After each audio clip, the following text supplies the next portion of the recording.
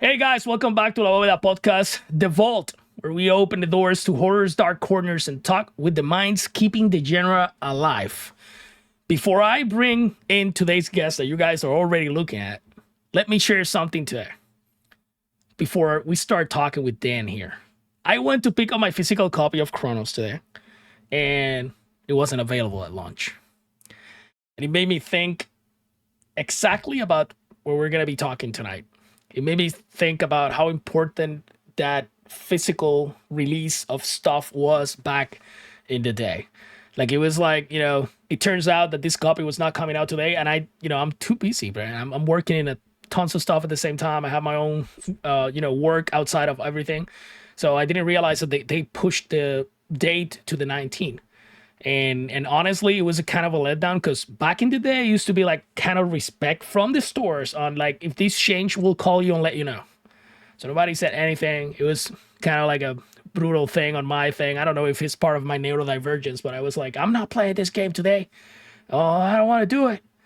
So I think that's why I'm excited about today's conversation. So joining me today, people, guys from La Bóveda, people from the internet. Joining me is Dan Morris, creator and editor of FEARZine.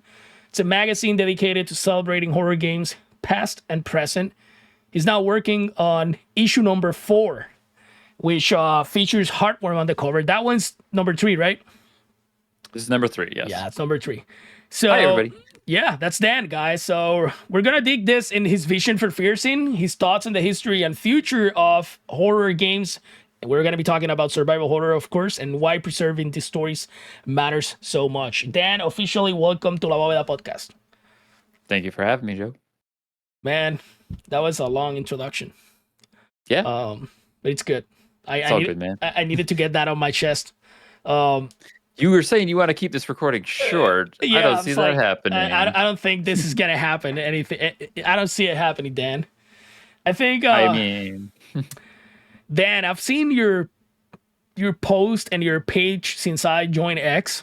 I joined X a while ago, but I never used X until I started reaching out to developers, and that's my main purpose in X. That's why you see like some people ask me like, is this a real page? Because I have like probably 130 followers or something like that. Those are all developers. It's like a networking kind of thing that I'm trying to use it for. It works great for that. It really does. And brother, let me tell you something. I saw it and I was so impressed from the get-go because I always thought that it was so cool when we had like, I don't know, when I mention something, GamePro always jumps into the conversation. But the Nintendo Power magazines and all of that stuff used to give us like a glimpse of the games and past, present, and what was coming. And it featured art and all these incredible things related to gaming pop culture that it was always a pleasure to buy one of those magazines and bring it home with you, So video game magazines were always very closely tied to my experience with video games as a kid, because I remember going to like the Toys R Us back in the day and going to whatever Walmart, Kmart, whatever it was, and there was always the game magazines up on the wall, and I would see the cover. I'm like, oh my God, look at that cover. It's so cool. Oh, they're talking about Sonic or Mario or Resident Evil. I'm like, I got to have this. Oh, there's a demo disc, even cooler, and then I would flip through those pages religiously. I would bring those magazines to school with me in my backpack. I would read them religiously while in a study hall or something. They were such a big part of my understanding of the gaming world outside of my 4 walls in my bedroom and the few games that I could play as a kid, because, when you're a kid, for those older folks like us, we didn't have a lot of games to play back then. And when you did, you played that one game a lot. A lot. I was telling that to my kid the other day. He's like, do you because he was playing Resident Evil 2 and he's like, how do you play this so much? And I'm like, because it was the only game that I had for a while, and you would scramble on those corners in the RPD until you get everything, and you will figure it out. Because it was like, they were always expensive, because you would think like, oh, $50-$60 for a game, it's not that expensive. Well, that's nowadays. $50 to $60 on those days were like 3 to 4 hours of somebody working, maybe a little more. So, Dan, let's start there. How important, you mentioned all this, but in your development as you're growing up and maybe forming as a professional and working now on all this, How important is physical media to you? And do you see FEARZine as a way of preserving maybe something tangible, collectible feeling for horror fans? What's your story behind all this? To answer the question there first, absolutely yes. I see FearZine as a way to capture, retain, preserve, just keep that magic alive. Nothing makes me happier than one of our readers gets their first copy of the magazine and they say, "Oh, this reminds me of when I used to read GamePro as a kid," or it gives me that feeling of reading an old magazine. And it's like perfect because that's what we're doing. That's the whole idea is we want people to give that sense of nostalgia. Even our issue 2 says, you know, horror games and nostalgia. Like that's part of like what we're going for. And the whole vision with this, like, I'm gonna be honest, I fell into the trap of digital like everything because there was a time when I was always hesitant to buy games digitally. I didn't do it for a long time. And then I want to say it was around like 2016. I finally was like, oh yeah, this is so easy. This is so convenient. Oh, I'll buy it on the store. Now I can play it. Just and then Yeah. ding ding ding. And then I realized over a while my physical collection wasn't getting any bigger. And then I have all these games that like they just kind of sit there, or I buy games when they're on sale and I forget that I bought them. And I'm accruing this massive digital library that could eventually just disappear, and sometimes do. Digital games just vanish, Oof. Yep. and you can't get them anymore. Like one of the most, I would say I'm trying to think of the word that best captures this, but for horror fans, it's PT. Oh yeah. PT Yeah. is the thing you cannot get anymore. And like if you're like me, I have my original PlayStation 4 with the demo of PT on it that I could sell for a good chunk of change, but I'm not going to Yeah. because I want to keep that for myself. So when I took over the magazine, I leaned into this notion that was already kind of building up within me because I had been working in games media for a while. I've been doing game reviews. I used to do a gaming podcast that was very generic, just talked about all video games for the Yeah. most part. And what started to scare me, and when I say scare, I don't mean in a good way like horror games, was noticing that some of my most anticipated games weren't getting physical releases. Like Alan Wake 2 didn't have a physical Oh release yeah. at first, at First. least. Or when I realized that a game that I wanted did come out, but then it was gone. And if I tried to find it, people were reselling it for a really high amount, and you couldn't buy it direct from you couldn't buy it from Nintendo or Microsoft or Sony. You couldn't get it at a store. It was always a reseller flipping the thing for like 2 or 3 times as much. Yeah. And I hated that. It hasn't changed any bit. It really hasn't.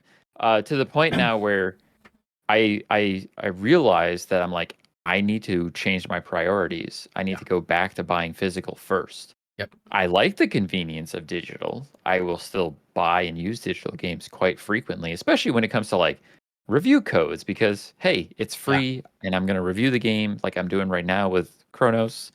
Not to poke that bear on you, but I would buy a copy of Chronos as well because I want to physically own Yeah, I that have game. mine fully paid. So I can relate, man. For me it's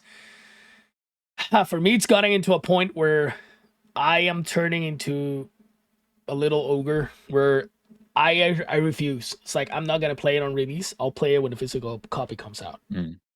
And then that's been on and off. So I wasn't expecting, like, the thing about this is like maybe the newer generations or recent generation or younger generations can't understand that because they were not there living to when all this happened. And I'm not saying we're old or vintage and everything, but we are. And there was something special about launch date. There was something special about this is my game. You bring it home and you take that plastic off and you open it.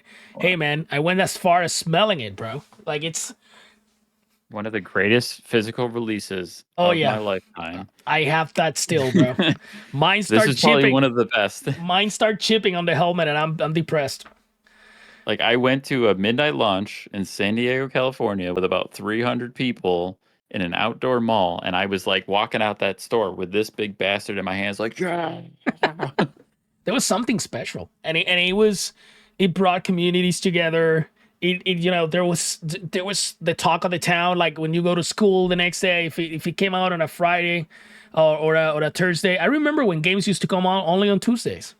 It would like come on a Tuesday, and then on Wednesday you're like talking about that, and there was a thing about, I don't know, and Hmm. as of recent that's lost, and with that goes hand tight physical media of anything, You're gonna including take me down including magazines.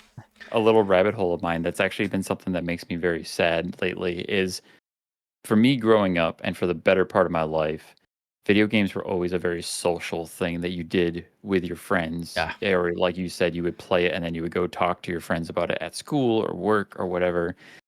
And in the last couple of years, I don't feel that anymore. I don't have that anymore. It feels very isolated. And I've had this conversation with some of my friends because most of my friends are online. I have mostly internet friends nowadays, which, there's many reasons. There's life changes and things. People go places. But I don't have that so much where I play a game and then I share that experience with a friend, like on the couch, or I go to visit the friend and we, oh yeah, exchange stories or how something played out. And this is something that's been affecting me a lot over the last couple of years, especially since COVID, where I'm like, man, video games just don't feel the same. Like obviously they're social in that online gameplay, online multiplayer is huge now. Every game typically has an online element. Single players games kind of took a dive, but now they're coming back they're again. coming back. Yeah, And it actually makes me a little sad. Like I don't have that same experience of like ripping the plastic off a game, put it in my console, start playing it, there's and then like call up my buddy and be like, "Yo, let's get together and let's talk about this or let's play this together." And like I have so many fond memories of sitting on the couch with buddies and yeah, playing games. yeah, just talking It's about trying to convince your friend to play the game that you just bought, and there's a reason. Like when I started, that couch was not there. There's a couch there now, and you mentioned that, and at first I put it there, and nobody was sitting in there. Me maybe, and my wife. I came because I'm either writing some article or editing a video. She would come and sit here with me. We'll play music, whatever, and hang around. But then lately, this is making me happy. As you cannot, there's nothing in the world that I would trade to what's happening lately, and it's my 13-year-old is coming and sitting there, and there's this room and there's another room, and he goes and picks up a game. He's like, "Dad, what's the story behind this game?" And he sits. And yesterday we fell into a very deep hole, bro. We went into a vortex because he basically picked up Sweet Home and said, "This looks very old. What's the story behind it?" And I'm like, "Okay, come in here, sit down." And I started survival horror, which it was good because I'm working on my project, so it kind of like helped like refresh everything. And all of a sudden, I didn't realize that we spent an hour and 40, like 43, 45 minutes me explaining every single game, and he was pointing and stuff, and it made me happier today. I arrived today from work, and I go in, and I was expecting to find him playing Silksong because he's super heavy into Souls games, and he played Hollow Knight, and even though they're not like that specific thing, but it's related, and he loves those games. So I was like, okay, I'm gonna come home, we're gonna buy some pizza maybe, and I'm gonna watch him play Silksong. And I entered the room, and he was playing Resident Evil 2, and he said, you just kind of like, oh yeah, no, and what he said next, he just completely destroyed my heart. He's like, "I think I'm starting to understand why you love these games." And I'm like, "Why?" He's like, "There's nothing that I played that has made me feel like this game has made me feel in 2 hours." And I'm like, "Yeah, wait until you play the first edition, baby. I'm gonna put the OG on you." So we both fell into that hole. It's just nostalgia, bro. It's the whole thing about, and I think it's so appealing to the conversation that we planned for today, kind of, because we're talking about magazines, and you're covering now issue 3, which is the one that you're holding right there, covers Ground Zero, Final. that's the one, right? Yeah, Ground Zero is the cover game for issue 3. Yeah. So it's one of the most expected games here in La Bóveda for our audience and our community. And that issue is still available, right? Oh yeah, these are available, and if you buy this magazine right now, if you're gonna buy it, we have a bonus poster of the main character Suyun that comes with every copy purchased of Guys, the magazine. these opportunities are great. This If you're is like us, like you like nostalgia and grabbing stuff, that's great. This artwork was done by a commissioned artist, not AI. We paid an artist to create this artwork for us. We worked directly with Malformation Games to approve the design and all the concept art. This has all gone through Malformation Games. They signed off on this artwork as well as the poster. They even commissioned extra art from the artist. So there's even more to go along with that. And I can't help but say I'm trying to make your audience a little jealous. I'm one of the few people who's ever played Ground Zero with my hands. We're talking about that before we started. That's great. I think issue number 1 is available for free, right? Right now? You can download issue 1 digitally for free. Digitally for free. Okay, good. Yeah. So you can kind of get, it's like a sampler, which we're actually working on doing a new sampler. We'll do a digital sampler that includes pages from all of the issues we've done so far, so people can download it and kind of get a little taste of everything. And then that'll replace the digital download of issue 1, because what we want to do is redo issue 1. We actually want to remaster issue 1, as it were, because the original one, as it is, it's a little flawed. It's our first go. Things have changed dramatically. If you look at and read the first issue, the digital download, you'll see how dramatically different it is from the newer issues. And some of the articles are a bit rough. So yeah, there's a lot of stuff I want to fix with issue 1 before we start reselling it physically again. But we do plan on doing that. That is something we're going to work on. So you have a vintage copy in your hands there. Yeah, this is going to be the collector's item. So now issue 4 is gonna feature Heartworm in the cover, and it's funny enough because this is how we met, I guess. I think you saw the interview, right, with Vincent. Yeah, because you had reached out to us here at FEARZine, and I saw your video that you had talked to Vincent to in your podcast here, and I was like, oh, I need to like catch up with this guy. Yeah, it's like oh, isn't that the guy that just wrote us? So yeah, I think Vincent game, and I want to take a minute to thank Vincent for his time and whatnot, and for developing the game with these with the guys I did, because it's like, man, Heartworm is a special game, and I think there are a few names that you can name drop in the past 5, 6, 7 years maybe, and I always I mention, for example, Alisa a lot.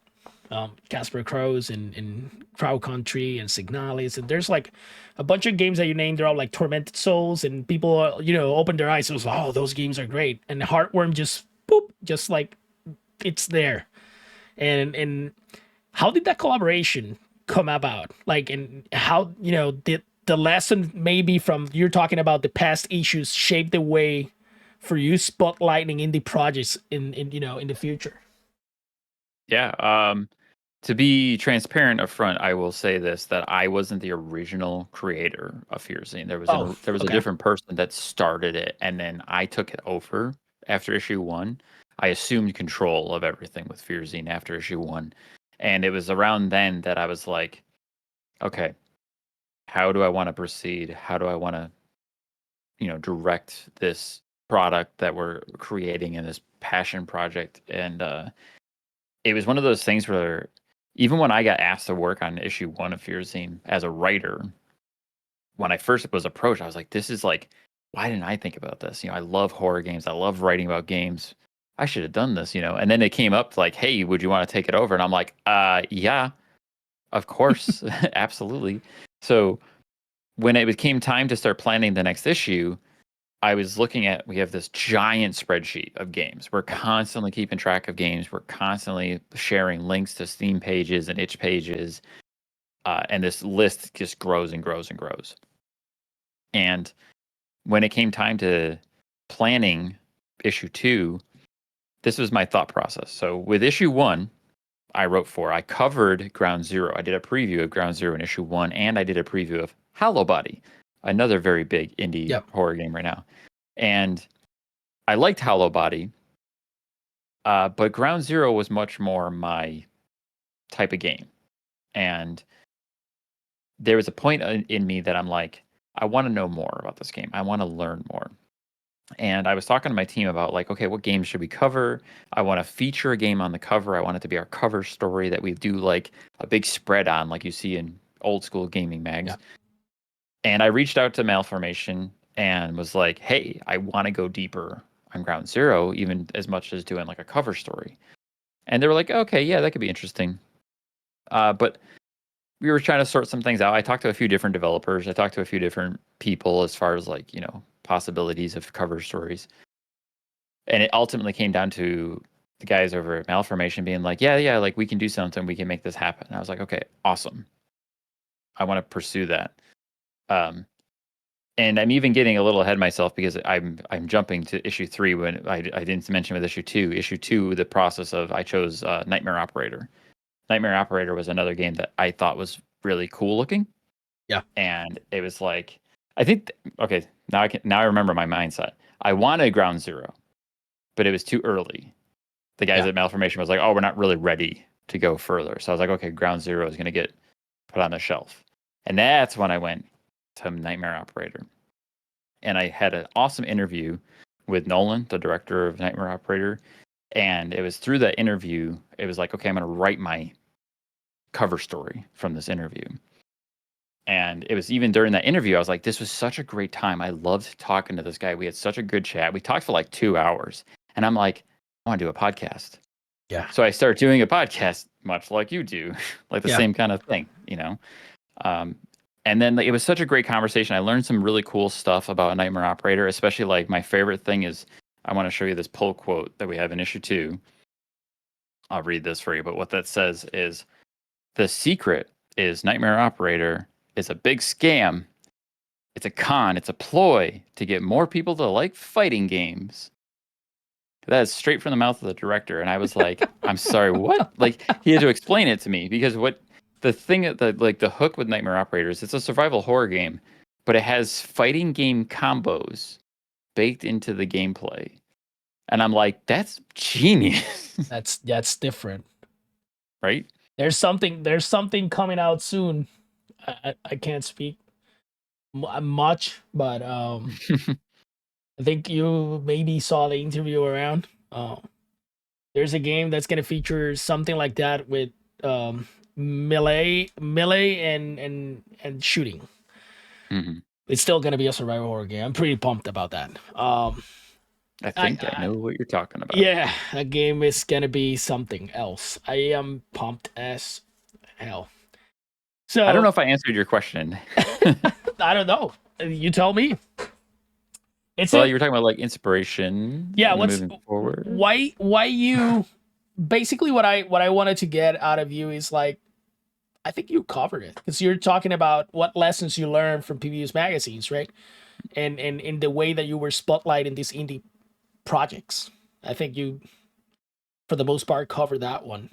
Yeah. There's definitely a process of choosing the games that I'm most excited about, as well as the team. Yeah. But the team, when I say that, like especially in the early days when I took over, it's like the team was me and my partner Maria. So Maria is my cohort who's helped me, and she's like my number 2 / co-head. Like, we don't get too tied up in titles. They're just arbitrary. Just for us to, if it works, it works. That's kind of what it is. Yeah. So I didn't really have anything else to bounce off people. Like, I'm just going to do what I want then because there's nobody else here to say otherwise. So choosing the games that I think are interesting, but also trying to avoid things that most people know about, because that's the other thing with the magazine. We're trying to highlight indie games on the same pages as big games, AAA games. And it even says, like, to the point where, like, Nightmare Operator is our cover story for issue 2. But guess what? We also reviewed Silent Hill 2. Yeah. In the same magazine. The AAA games are actually a smaller element, but they're in there. So we have indie games sharing pages with bigger AAA games, but it's predominantly indie games. And I love that because you just answered my next question. It's so appealing. But since you're there, I was gonna ask you, like, all this nostalgic content feels also very up to date, very current. And I was gonna ask you, how do you balance that, honoring that legacy of those classic games with showcasing maybe remakes of those classic games and new generation of survival horror creators, which it's what we're talking like right about now. And I think that balance is great because it gives that space you for new, maybe the new generation to come in, like, and some of them even think that survival horror are crafting games. I've crossed with yeah, like people. survival games. Is it There's survival? survival games, and then there's survival horror. They're completely Yep. different things. So they may end up, reading FEARZine and they're like, oh, look at this. It's Silent Hill 2 remake because I played this survival horror. And then on the other side, they have, oh, what's Nightmare Operator? Let me get into that. And I think that's special because it's more or less what I wanted to do with La Bóveda podcast. And that's why I invited you to the podcast too. It's I want people to be able to discover stuff. And if it doesn't matter if it's 200, 300, 400 people that watch it, I'm happy because those 400 people that may have found, the thing, and then now they know about it, and it feels good. And I'm pretty sure you feel the same way with the magazine, to know that you're putting a small grain of salt to building something great.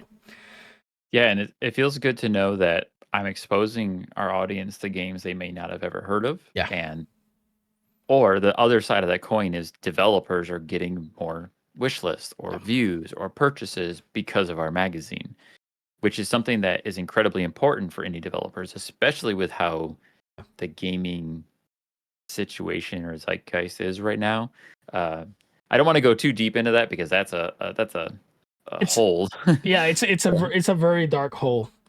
I was getting On the positive side of that is the exposure for the indie developers, but also the exploration for people who either are new to not survival horror, but just horror in general, because we cover all horror. It's not specifically survival horror. And that's another thing is genre defining, making sure people understand the difference between these things. Even to the point where some people don't understand what Chronos is. It's a survival horror game. Yeah. To the T, and some people don't understand that. But back to the magazine. That's a whole we don't want to go in, bro. Like, I'm having that thing. Another podcast. Yeah, that's the thing now. So like we try to like make sure that we have a good balance of what we're covering. We want a lot of the new like big stuff, but we also want to cover old stuff. We want it to be an even keel. So that's why we have retro reviews. We have retro reviews that cover older games. So anything that's right now, I think we're at 2014 and before is what it's like our cutoff. Like anything came before 2014, we call retro because it's like 2 generations old at this point. And your average gamer who's 15 to 20 years old, they grew up playing an Xbox 360 or PS3 or even an Xbox One or a PS4. Like they might not have played games from 2-3 generations ago. And me as a fan, I love reading other people's opinions of games I love. Yeah. So if I see somebody wrote an article about Resident Evil, I'm reading that article about Resident Evil. And that's what we do. We have retro reviews. And then at the same time, I think I'm pretty much set at this point of like, I always want our cover game to be an indie game. Yeah. There was a time where one of our team guys was really excited for the Thing remaster. And I'm like, yeah, that's cool. I'm glad they're doing it. I'm really excited. And he was like, we should make it our cover game. I'm like, no. Because a lot of people know about the Thing remaster. That's a well-known title. It's a well-known studio. It's a well-known developer with Night Dive. It was a huge thing when they announced it. Most people know about that. So why should we, this little indie magazine, feature that game on our cover? Especially because we're quite small. We're relatively unknown. Most people don't know who we are. We have a great story on the Thing remastered in issue 3. We have a developer Q&A with Larry Cooperman of Night Dive. So we got a piece in there. That's great. It's awesome. But I don't want that game on the cover because who knows about Ground Zero? Most people probably don't. And here's my thing is, I think Ground Zero is going to be a hit. That's what I was going to tell you. It's like there's something about, like, for example, I've talked, and I will mention this because I want this to be here for the posterity. But I know that Flesh Made Fear is going to be a great game. The same way that I did know for the past 4 years that Heartworm was going to be a hit. There's some games that you go and and there's one that caught my eye that it was actually the second person that I interviewed. This is a funny story. It's the second person I ever interviewed, but I was able to release the interview first because I was editing the other one and it took me longer. And because the first person I talked to was Casper Crows. And we talk about Alice and whatnot. But then in the meantime, I interview the developer for Liminal Point. And Liminal Point has something with the isometric look and the way that they're building it that I know it's going to be maybe good. But then I talk with the guy more. I'm like, no, this is definitely going to be a good game. You know what I mean? There's something about the discovery that you're talking about, that exploration. When you have the chance to also do it yourself and you build in the article or when you build in the interview and you're talking with people, it feels like it's something special. And I want them to, achieve everything that they wanted. Because, I haven't got the feeling yet. Maybe with Heartworm a little bit, but I got to interview Vincent after the game came out. It feels good to see them having all of that success and the community embracing the game and thriving and I had the chance to talk with that guy. There's something special about that. And then not only I was talking Spanish there, not only talking with them, but being able to share it with your community as well. And for me, it's all about that. It's community building, bringing people together with the same feeling. That's how I see FEARZine too, and that's why I approach you. I wanna 100%. Nostalgia is powerful. It's one of the powerful tools ever. I mean, it's 100%. It's a bit of a drug. Yeah, it's a drug now. It's a marketing scheme, but it also blinds people to innovation. How do you see nostalgia working for horror gaming, and when does it risk holding the genre back? It's like sometimes I feel like now the elephant in the room about survival horror, which is the next topic I was going to bring into the table. It's like, let's talk about a little bit about survival horror history, right? There's always this debate now around whether the shift in the action that it took on the 2000s hurt or evolved the genre. And if you're watching this, you probably know my stance on it. But I think that resistance to change for some people sometimes hold off exploration from even AAA developers or even indie developers on bringing new stuff to the table. And I feel like what we do helps not only developers, but maybe story writers to dig a little bit deep on what's going on in the mind of people, especially on the internet, which is the main thing right now, right, for media and stuff. And it helps them develop stuff. And I've watched a lot of developers developing the game while they're live. The game is open since it's an alpha, beta, whatever. It's always open. People go in and they give him insights. What do you think? How do you see that? How do you see that nostalgia working for horror gaming? Do you think we're gonna keep trapped in this loop where we're gonna be continuing doing the same thing, the same formula over and over? Or are you a fan of maybe changing a little bit? That's a really deep take with a lot to unpack. I'm gonna start with the holdups. There is a point where the nostalgia won't work on people who don't have nostalgia for it. And I will say this, I'm a purist of original RE. Like, I'm a diehard RE fan. RE is my franchise. I grew up on Resident Evil. Resident Evil has always been my thing. I have a shrine to Resident Evil behind me. And there was a difference for me as a fan experiencing and going through the shift. Yeah. So I lived through going from the classic, top down, fixed cameras, tank controls to, oh, the camera's behind Leon now. Oh, you are actually aiming your gun. You have to control where you're pointing it. Oh, okay. But there was still an element of when you're aiming, you can't move though. So you have to be really strategic. And the action was like, oh my God, oh my God. And it's like, it brings in a new sensation of horror because you have to be quick. You have to have fast reflexes. So there's a different aspect there.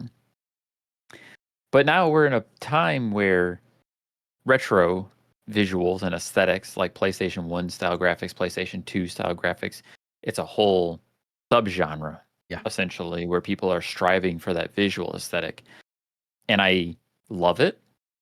And I think it works for what it is, but it's not going to be for everyone. I very much, I'm the type of person that I love the old school PlayStation 1 and PlayStation 2 graphics and visuals because there's something about not being able to really see what you're seeing, not really being able to tell what you're looking at because the graphics are muddy or because the visuals were kind of flat or you can't really make out all the detail. Yeah, and then your Yep. brain fills in the gaps. And it makes it the most terrifying thing because you're just like, oh my God, I can't, what is that, As opposed to playing like Resident Evil 2 Remake, where you're like, oh, I can see every single detail and everything now. And in that ultra reality, it's like, wow, those zombies look crazy. Oh my God, that's so gross. But then you don't question anything. You don't wonder. You don't fill in blanks. It's all there. Everything is there for you, yeah. It's kind of like the original movie Alien and any of the best Alien movies is not seeing the monster makes it scarier. Not seeing the face on the slasher films on the 80s. Yeah, like there's something. Yeah, you can't see expressions. You can't. Yeah, it's a psychological aspect. H.P. Lovecraft. Yeah, that's why people love Cthulhu and the whole that genre, that whole type of thing is it's the mystery, it's the unknown. People are most terrified of the unknown. Yeah. But then again, I've always been a big proponent of this. Horror is subjective. What scares you might not scare me, vice versa. But I have love and appreciation for every ounce of it. I personally don't like the stealthy kind of horror games. I don't like games where there's not a lot of combat or no combat at all, because to me, that's kind of boring. But I respect it. And I respect how that works for some people, because some people, that's terrifying. And for me, a good experience is one that I'm like, I have to fight to survive. That's why I love survival horror. Survival horror works best for me because I like the struggle. I like the having to get through difficult, terrifying situations. You get done and you're like, oh my God, I'm out of ammo. I just barely survived that. Holy shit. That to me is the funnest. And I think that horror experience. That right there is what made Silent Hill 2 so successful. It has that. Touch on that. Yeah, it has that. That side of psychological horror, right? Mm-hmm. But it was balanced because it still had that survival horror mechanics there, right? And it was like that perfect balance. Will it make you question everything you were looking at, but at the same time, you felt like you needed to fight back.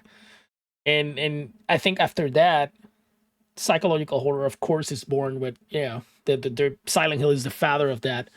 But nowadays, there's people that focus more on psychological horror, and there's people that focus more on that survival horror aspect. And I think they both went like this. Even Resident Evil now having a little bit of that psychological horror incorporated into the storytelling.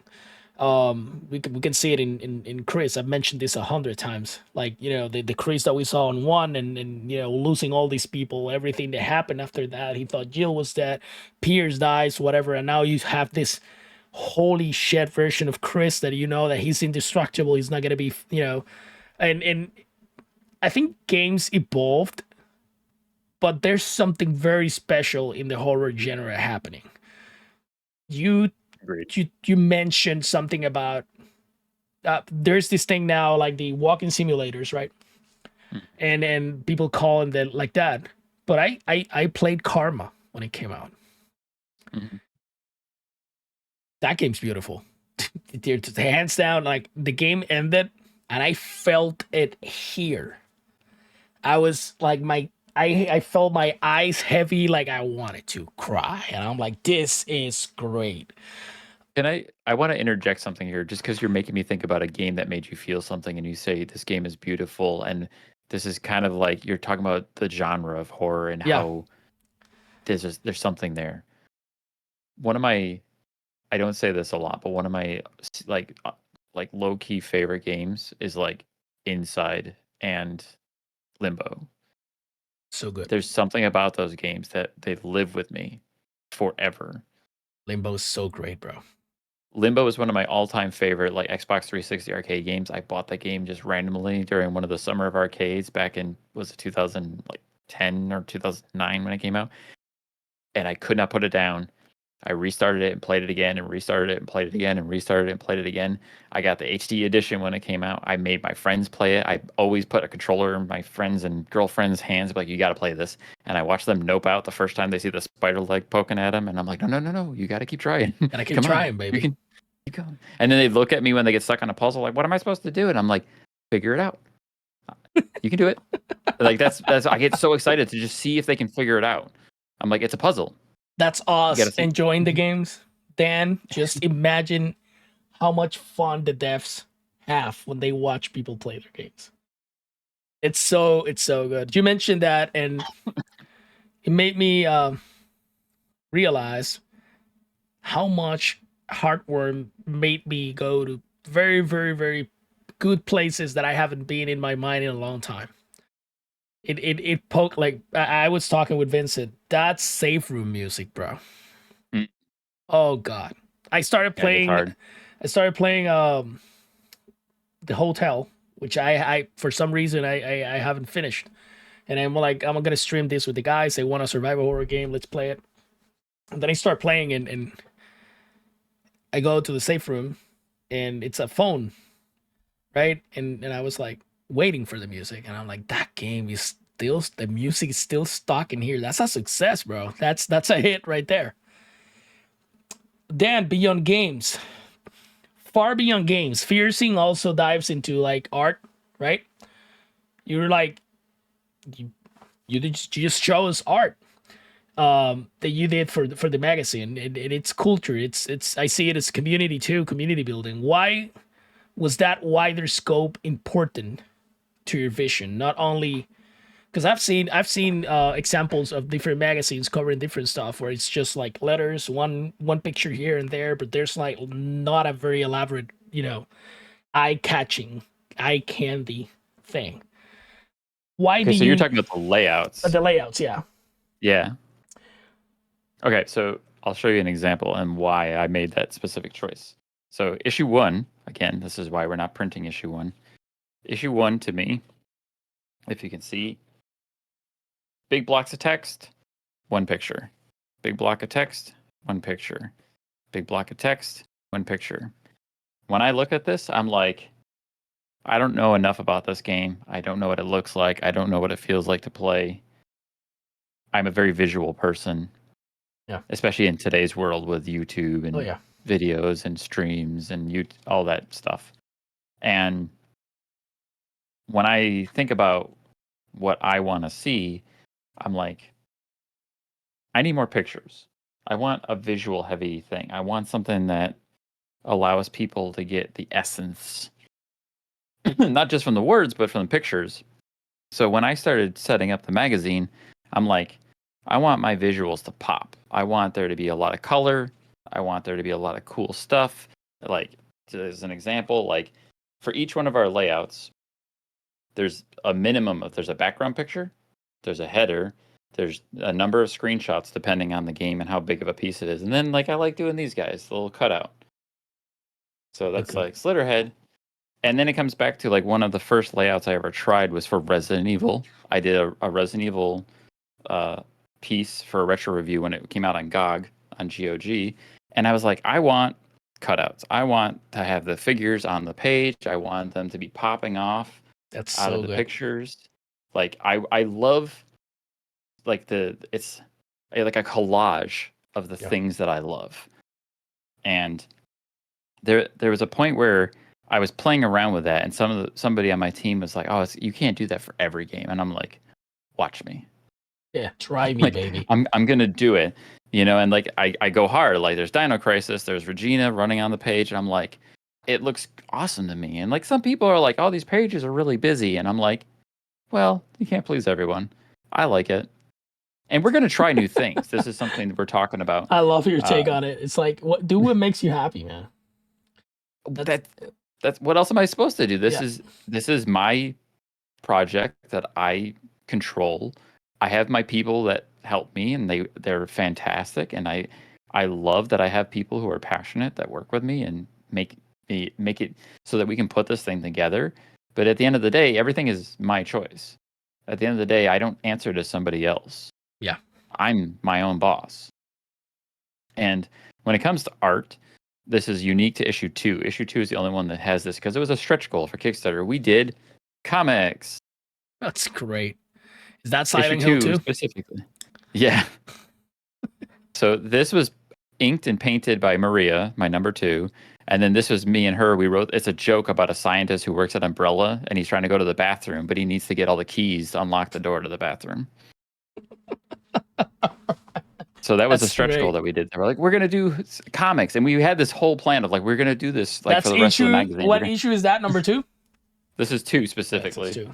Guys, that's still available for grabs. So, man, if this is gonna be like my last main question, but if someone picks up FEARZine for the very first time,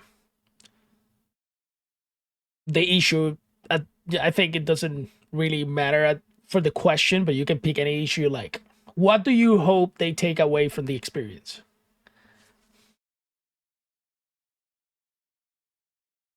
I mean, one of the first things that comes to my mind with that question is we just shipped issue 3. So issue 3 has only just been getting distributed and making its way into people's hands. And one of our readers got their copy and they posted it and shared it on Instagram. And I'm not going to remember exactly what they said, but they specifically made the mention of like, man, this magazine looks really good. I like the way it feels. And it brings back that sensation of reading gaming magazines when I was a kid. And I was like, yes. Yeah. That's what's the name of this? Like, it's been popping out of my phone now. These people making skits. I think it's shit. His name is like success. That's it. That's the only thing we can do. I strive for that. Every time I read a comment on the podcast of people like, this is so good, Joe. Thanks for bringing this interview, and I like the approach, or oh, I didn't know about this. Like anything that it's thank you, I didn't know. It makes me happy because that's what we're trying to do. Inform people, make them discover stuff. I just got an update as we're speaking right now. Our Kickstarter for issue 4 is currently at 94% funded. That's it. It's jumped up like 20% since the last time I looked at it. Yeah, I look at it before this evening, and it was maybe 70 something, right? Today? 78? Yeah, it was like 70, it was 74% last I checked. Oh, I know why. Somebody did our horrifically wholesome tier of $500. That's great. And I appreciate that very much. They get a shout out on my podcast, and they're going to get all the goodies. That's what we call our community, by the way. Horrifically wholesome. Horrifically wholesome. I can't tell you enough how much we horror fans are incredibly like kind and like look out for each other and sensitive to each other. And like when Maria and I took over the project, everything was closed down. Like we had a Discord, but it was like only internal people. And I'm like, I want to open this up. I want to get fans in here. I want to talk to people. I want to get them as brought in and a part of this. And we took over the socials and we started posting. And like Maria took over doing the socials with Twitter for me, or X for a while. And she was just commenting on all the developers' posts. She was commenting on, Heartworm and Hollow Body and Ground Zero and all these developers that we're following and being like, you're doing great. Keep it up, and like there's developers that we follow that are like, oh man, I'm struggling, I'm having a hard time, or people are like That's shitting always on the my game, case. Yeah. people are shitting on, and we're like, don't listen, we're good, you're No. good, we're here, we're waiting for you. I've been like that with Moonclint, who's making Echoes of the Living. Oh I yeah. know they've been struggling, they've been having a hard time, and I'm always right there, like, you guys got this.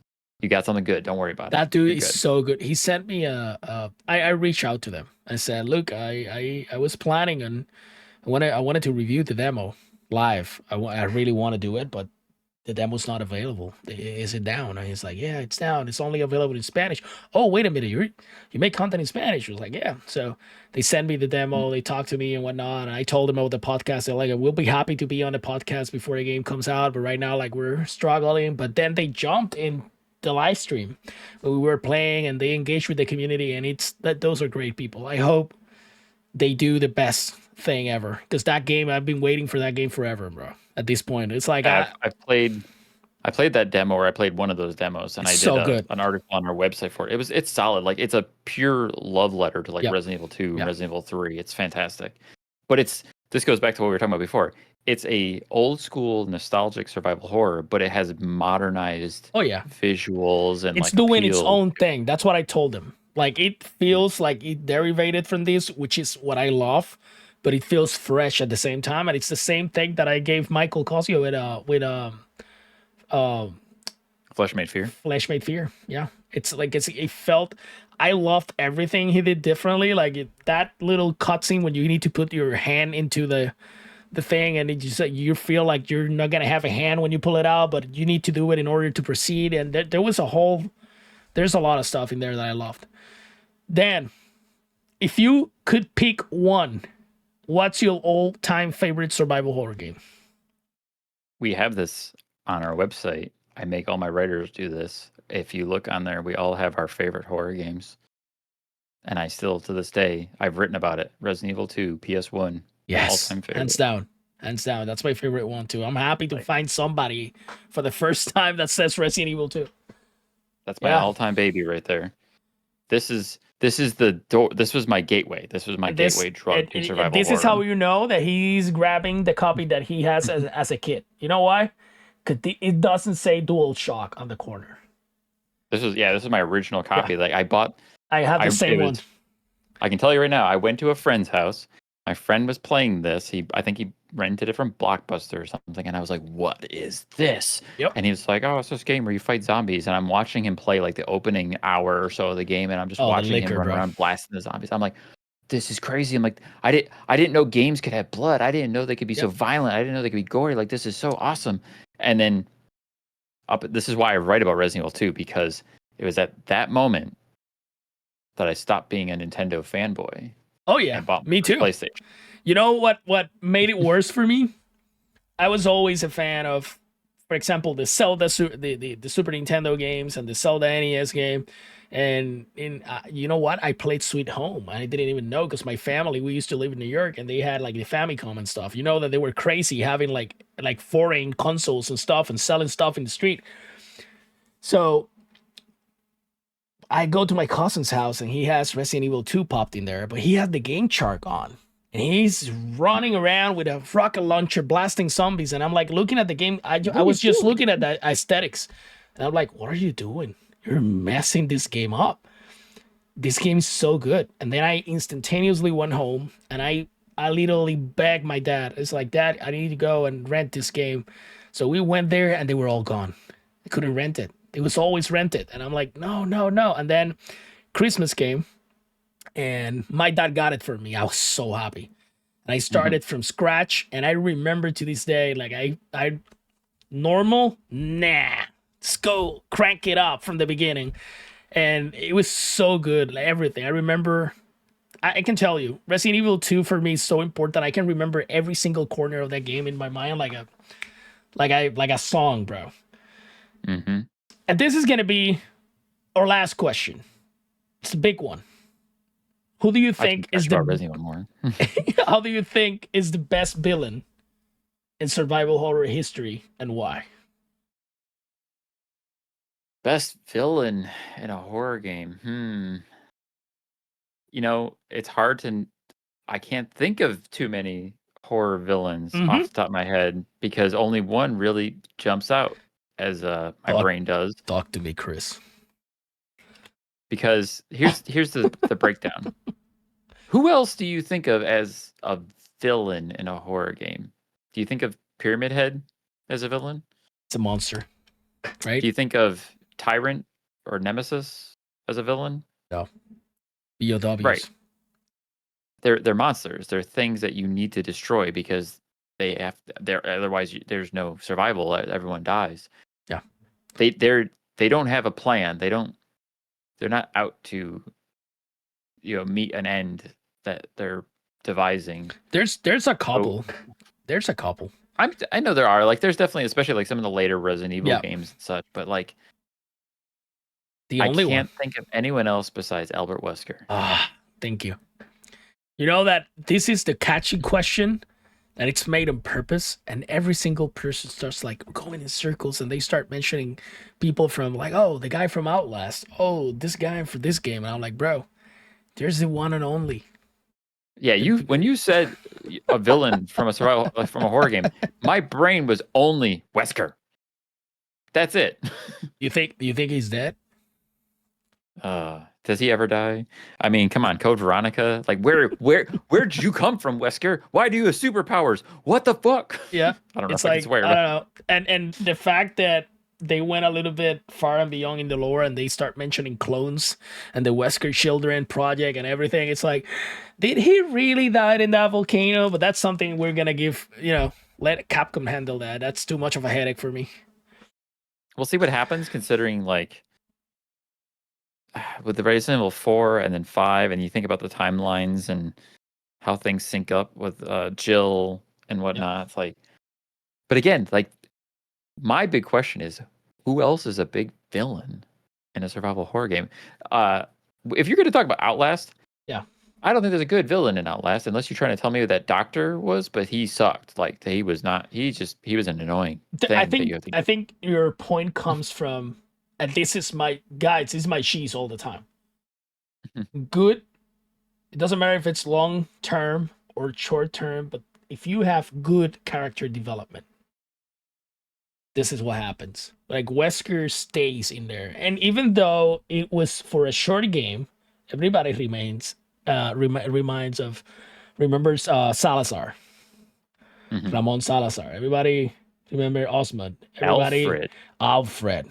Yeah, that's I was gonna say I love Alfred. Oh yeah, I think Alfred is a fucking awesome villain. Bro, and you have the double coins, right? The double face coins, like Ada Wong. What is she? Is she gonna be good in this game? I don't know. You know? She's always playing her own game. I love the tension between her and Leon. It's so good. Yeah. So good. And then when you start to wonder if she's actually a bad guy, but then the way she talks with Wesker or any other villain, she's not like answering to them like they're her boss. She's just kind of like, I'm going to do what I want. It's fine. The unpopular opinion from Joe on 6. When people say it's a shooter game, I can understand the gameplay and whatever they were trying to do and whatever comes out. But from a story standpoint, that moment where Chris and Leon are pointing the gun at each other, that for me was a whole freaking generation of storytelling that led to that moment. That's how it felt. That clash, that's what. And then it was like, you really gonna defend her? He's like, yes. And I'm like, oh yeah, baby. I would remember I was like so pumped about it. That moment. It has the moment where Chris tells Wesker's son, it was both. It's personal and doing my job. It was both.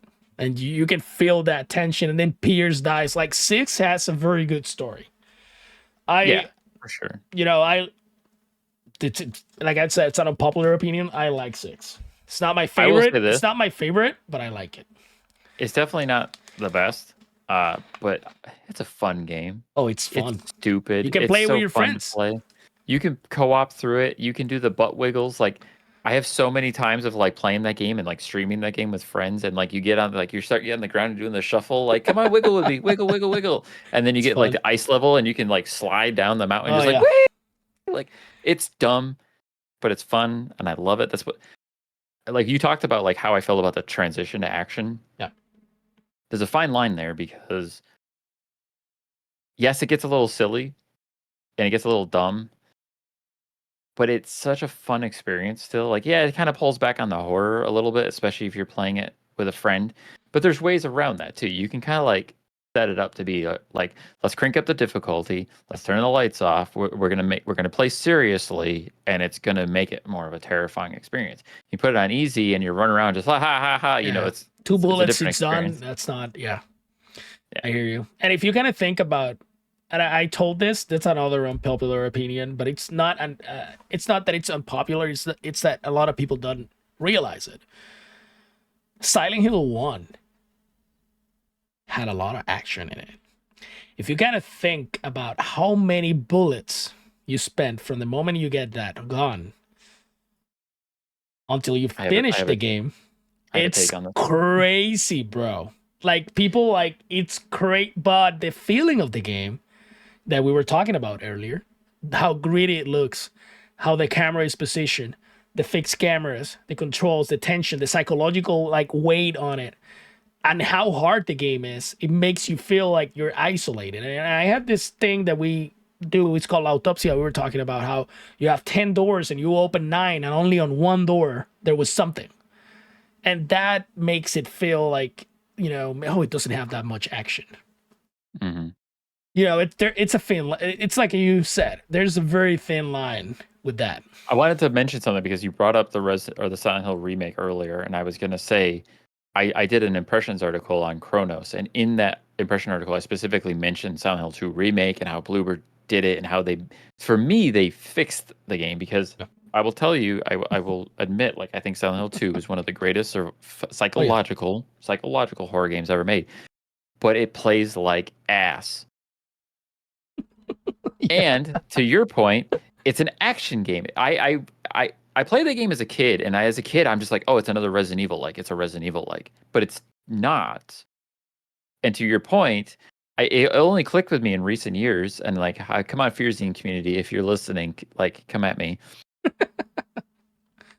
I played through Silent Hill 2, the original, like a year before the remake came out, and I'm like, I have like 100 bullets. I've got 60 shotgun shells. You can spam that 2x4, bro. Spam that 2x4. Yeah, like, you get like the super powered weapons, and like you can put anything down. Like you just unload into anything, and it's like, not to mention in Silent Hill 2, most of the combat, most of it is optional.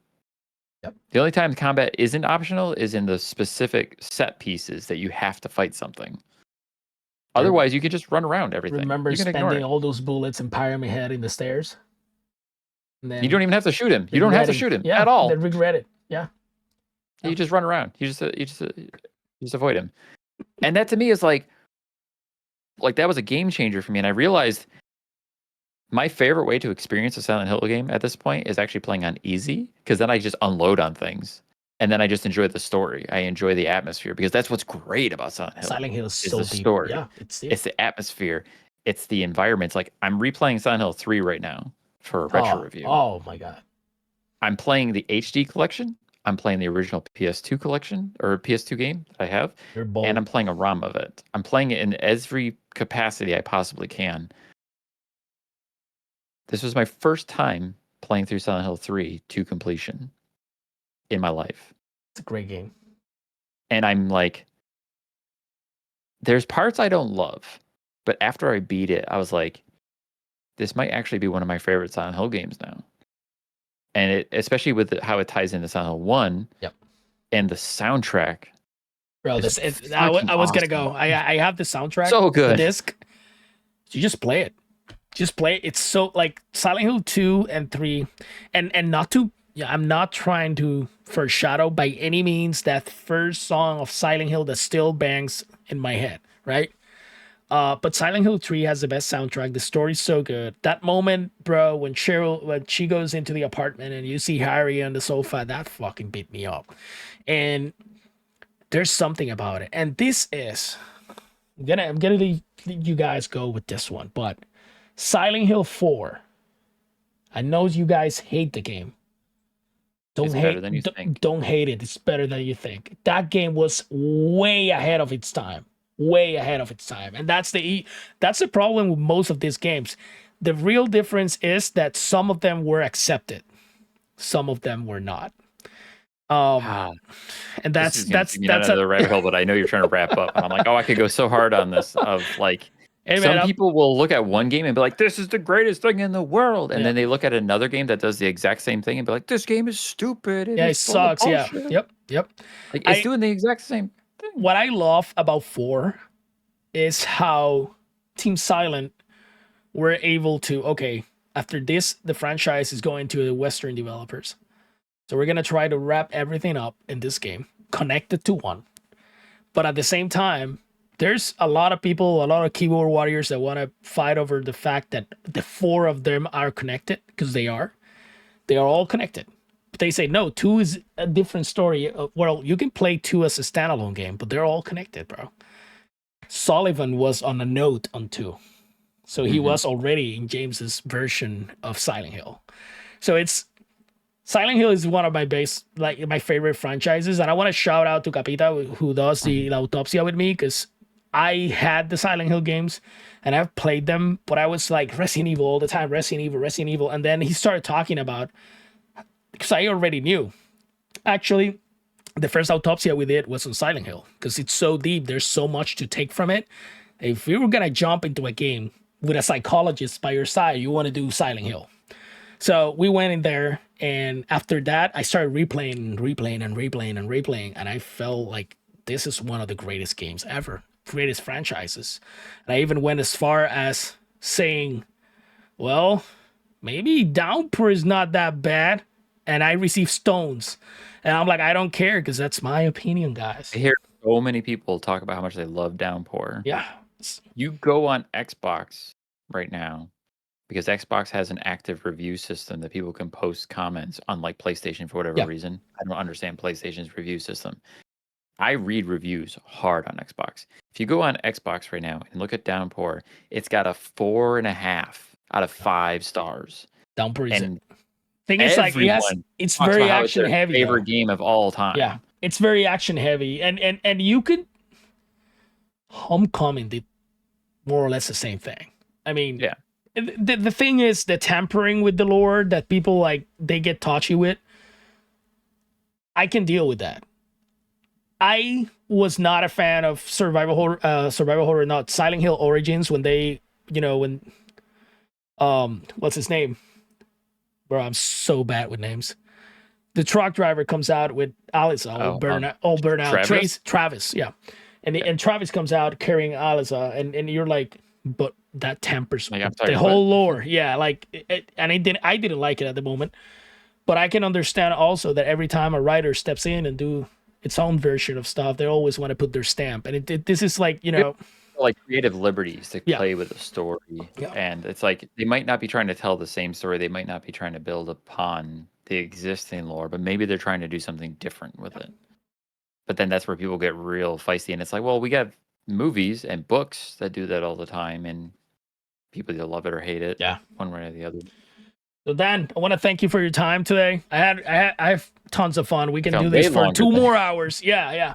But it doesn't matter. It was a good chat, and I hope that the FEARZine community and La Bóveda community can enjoy this chat. I want to take this time not to only say thank you for your time, but also, like, guys, I was talking with Dan the other day, and I think I'm gonna join FEARZine there. We're gonna be writing an article for the magazine soon, so I'm pretty pumped about that, and for future collaborations. I think it's a good thing to do. I've been trying to pour my feelings into text for a while now, and it's gonna be awesome to see it like on a physical magazine. So guys from La Bóveda and everyone watching, I'm gonna put down here. I'm gonna put the link to the Kickstarter. Hopefully, maybe the Kickstarter is going to be already funded, but I'm pretty sure you're going to have stretch goals in there. We're going to try for some stretch goals, yep. So, guys, go in there, donate if you want. Go to the handle, @_FEARZine on X. Follow these guys. They're doing great things, and till the next time, guys. If anything else you want to say then to the audience, the microphone's yours. Well, I would like to say thank you for having me. I very much do appreciate our conversations because I can see your passion. I love being able to get into it this deep with people. I love having these kinds of conversations. I've been podcasting myself for years, and there's nothing worse than like having really shallow, empty conversations. But specifically for you, I want to thank you for your time and like having these engaging conversations. And I genuinely enjoy it. I genuinely enjoyed my time here and the experience. And thank you, and thank your audience and everyone who's checking this out. Thank you if you even look at FEARZine, if you want to go to the website and get a free copy of issue 1 to download. Give us a follow, or at least like you can follow the project on Kickstarter. We have like you can donate $1 if you want to help us out, but don't really want the magazine. There's different options.